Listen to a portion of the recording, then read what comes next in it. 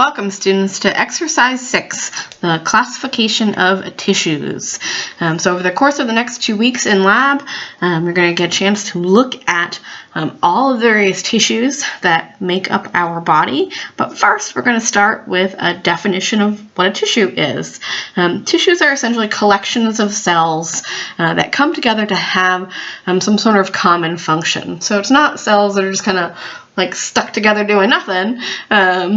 They are cells that are working together towards a common purpose.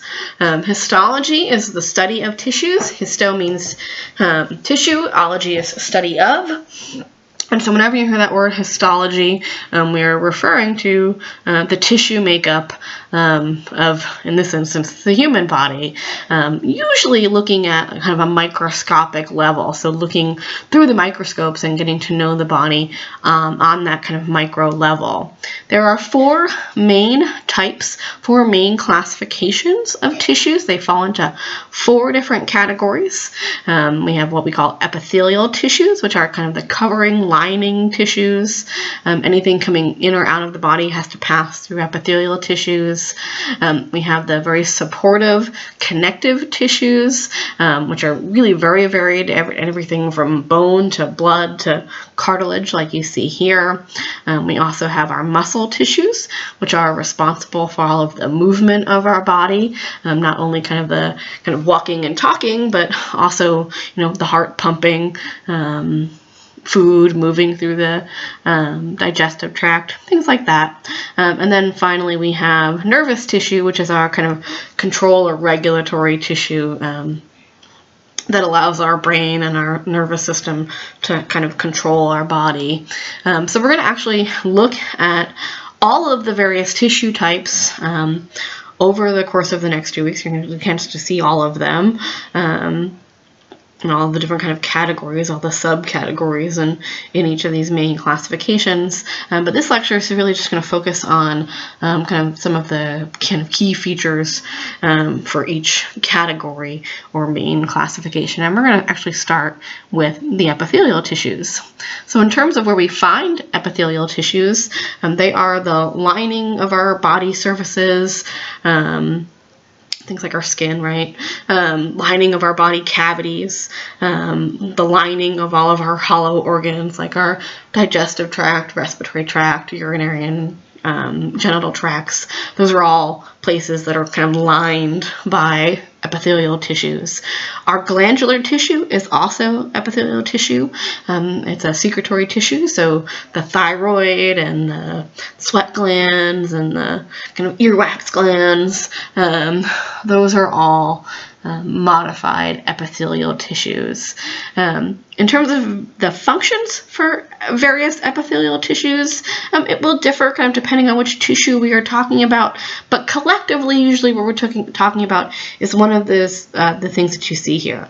So protection. Think about the many layers of our skin, right? That's a protective feature kind of built into the structure of that particular epithelial tissue.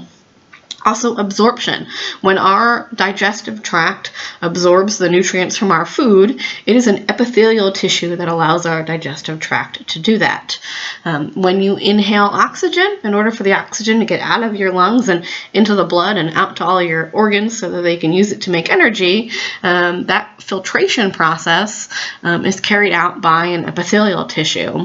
All of the excretion and secretion that our body does, all carried out by epithelial tissues, as does a huge chunk of our sensory processing, or at least the sensory reception.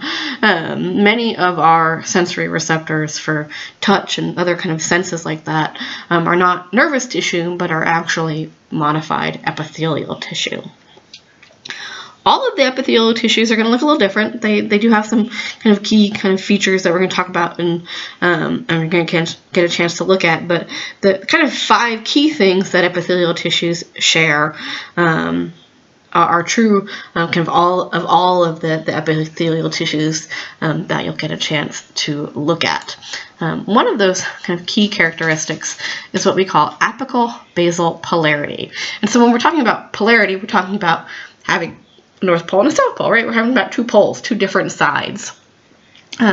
So in epithelial tissues, we have two different surfaces. We have the free surface, which is the apical surface, the attached surface, the lining surface, and then we have the basal surface, which is the attached kind of surface where the epithelial tissue connects to the underlying tissues. All epithelial tissues will have underlying connective tissue, and it is important that it happens to be connective tissue, and we're going to get to why that is here in just a second. The epithelial tissues are also very tightly bound together, the cells in an epithelial tissue. They are held together by what we call desmosomes, which are essentially these little linker proteins that act like Velcro to hold the various cells of the epithelial tissue together because they don't separate. And then we also have a lot of really, really tight junctions found between the different cells of the epithelial tissues. So it really prevents ions and things from kind of moving from one epithelial cell to another epithelial cell.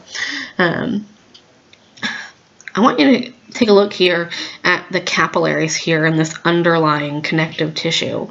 One of the reasons that all epithelial tissues, these lining epithelial tissues, will have connective tissues underneath them is that the epithelial tissues themselves are avascular, so without blood vessels. So if we look over here in the epithelial tissues of the epidermis, we don't find any blood vessels.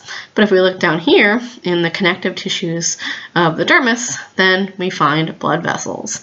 And so that's why we need connective tissues underneath all of our epithelial tissues. Although epithelial tissues do not have blood vessels, they are pretty well innervated, so lots of nerves and nerve networks out in our epithelial tissues.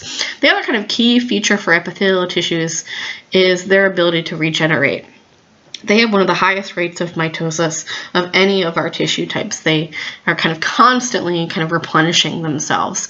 The best example for that really is your skin, right? You're constantly shedding skin cells, about 50,000 skin cells a minute, which is kind of scary if you think about all the tissues, cells sitting in your bed.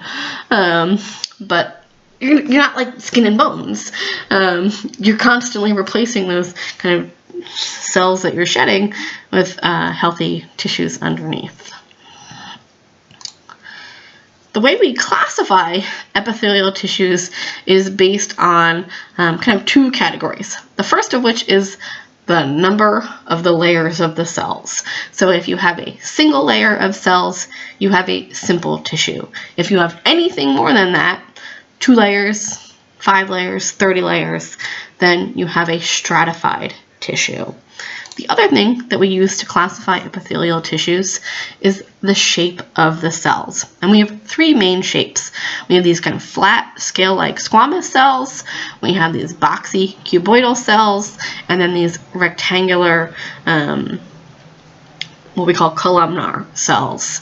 And so when you look at an epithelial tissue or the name of an epithelial tissue, very often it will tell you in its name kind of what it looks like. So you could have a simple squamous tissue, which is a single layer of flat cells, or a stratified cuboidal tissue, which is multiple layers of boxy cuboidal cells. And if we look at our various epithelial tissues, you can see here is our simple squamous tissue, and here is our stratified cuboidal tissue. We also have stratified squamous tissues, simple cuboidal tissues. We have simple columnar tissues, and then stratified columnar tissues. Then we have 2 kind of weird ones we call pseudostratified columnar tissue. Pseudo means fake, so it's fake stratified. Looks like multiple layers, but isn't. And then we have transitional epithelial tissue, which is about the only epithelial tissue that doesn't kind of tell you in its name what it looks like. And it's kind of key feature of these kind of big umbrella cells right here. So you'll get a chance in lab to look at all of these various different tissue types and the various different types of epithelial tissue and be able to kind of identify the differences between them. If we move on to our connective tissues, these are the most abundant tissues in the body. We have lots of connective tissues in the body. They're also the most widely distributed in terms of form and function. So while we generally classify them as kind of quote-unquote support tissues, protective tissues, binding tissues, it can vary a lot from hard bone to fluid blood to kind of squishy areolar tissue.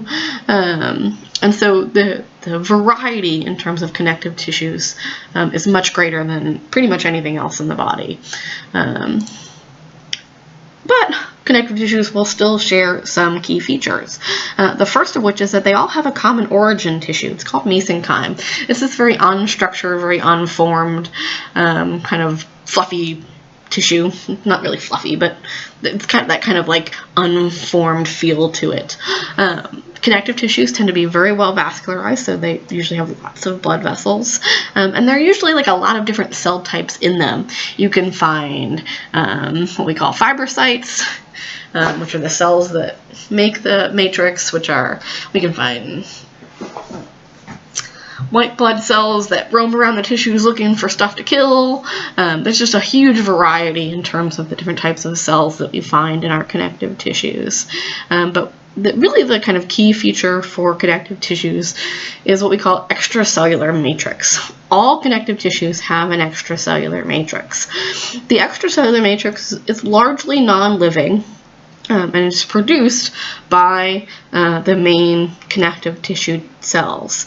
And the really supportive kind of nature and the strength of these connective tissues, what is really responsible for that, what is the basis for that, is this extracellular matrix. And then what we find in the extracellular matrix is ground substance, which is mostly kind of fluid, some kind of proteins that can act like glue, and then different types of fibers. So you might have, depending on the tissue, a big thick collagen fiber, which has really good tensile strength, or maybe a more kind of reboundy, springy, elastic fiber, or something like a reticular fiber, which essentially makes like a mesh or a web, like a spider's web. So depending on the type of connective tissue, there will be some kind of various composition of ground substance, collagen fibers, reticular fibers, different types of cells. So not all connective tissues are the same. The types of cells, types of collagen fibers, the amount of them can kind of vary from connective tissue to connective tissue. Connective tissues tend to fall into kind of four categories. What we call connective tissue proper, which is all of our kind of loose tissues here, and then dense tissues here that have more kind of densely packed fibers. Then we have our cartilaginous tissues, and then lastly blood and bone or osseous tissue. And so you'll get a chance to look at all of these connective tissue types in lab as well over the course of the next 2 weeks. Let me go back here for a second. But you can see, I mean, really great variety in terms of form and function in our connective tissues. Conversely, not as much variety in terms of nervous tissue. They all tend to have kind of a same function, which is regulation and communication. Right? This is what nervous tissue does. It's the tissue of our brain, it's the tissue of our spinal cord, it's the tissue of all of our nerves. It's how all of those things get to control what the rest of our body does. Nervous tissue tends to have two main cell types, what we call the neuroglia, which are kind of like the support cells for the nervous system, kind of like accessory cells, and then the neurons, which are really kind of like the functional cell of the nervous system. They're the ones that are excitable and they can transmit information, and it's how you decide to wiggle your toes and your brain says, okay, wiggle toes, and sends some information out to your toes so you can wiggle your toes. Not all nervous tissues, depending on kind of where they are, different types of the nervous tissue will look slightly different in terms of the various different parts of the body, but really we're talking about our regulatory tissue. The last major category of tissues are our muscle tissues. What they do is they actually take chemical energy, right, nutrients, ATP, and turn it into mechanical energy, movement. All of the muscle tissues are very, very, very well vascularized, very heavily innervated, lots and lots of nerves and blood vessels, no matter which muscle tissue type it is. And there are 3 types of muscle tissue, 2 of which are what we call striated muscle tissues, meaning they have stripes, and then one which does not have stripes, and so it is called smooth muscle. The 2 striated muscle tissues are cardiac muscle, which is the muscle of our heart, and then skeletal muscle, which is the muscle that is responsible for our ability to walk and talk and stand upright and kind of do all of that kind of gross movement. So in terms of what I would expect you guys to know for all of these various tissues, the 4 main classifications, their kind of key features, what they share in common, their main functions, and then you'll need to look at all of the various tissue types within each main classification. You'll need to be able to identify them via a microscope. That's what you're going to do the next 2 weeks. Look at them in the microscopes. Tell me what the different functions for the different tissues are, and then where we find those tissues within the body. You have a couple of really good resources. The first is several figures in your lab manual, and then also the Practice Anatomy Lab. So if we look at the figure in your lab manual, this is essentially what they look like. It'll have a picture of the actual tissue, it'll give you a little diagram, and then it'll give you a little blurb about kind of what it does and where we find it, usually with another little diagram of one of the places that we find that particular tissue. This one happens to be for simple squamous epithelia, but you'll find a figure like this for all of the tissues that you need to look at. And the other really good resource that you have is the Practice Anatomy Lab. The Practice Anatomy Lab has all of the main categories: epithelial, connective, muscle, and nervous tissue. And it's really essentially like getting to take the lab slides home with you. You can log into the Practice Anatomy Lab and come here to the Anatomy Lab. It's got built-in flashcards, it's got built-in quizzes. You can look at the tissues in various magnifications. You can look at the tissues with labels, without labels. So it's a really, really good practice tool. And it is essentially like getting to take the lab home with you. So that's it for kind of our intro to tissues. When you come to lab, we'll talk more about kind of the individual tissues and kind of tissue sections and staining, and we'll talk more about your histology notebooks that you'll be keeping over the course of the next 2 semesters. And then you'll get a chance to start learning all of the various tissues.